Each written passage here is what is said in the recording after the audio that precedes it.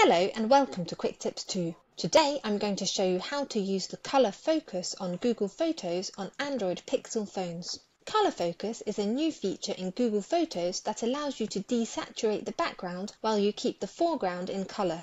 To do this, open the Google Photos app on your phone, open the picture you want to apply colour focus on, next tap on Edit at the bottom of the screen. From the bottom menu, select Tools. Then tap on Colour Focus.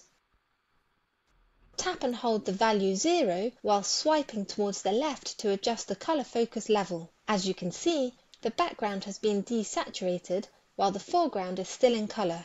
You can also move the small circle around the picture to select the section of the picture you want to focus the colour on. Now tap Done.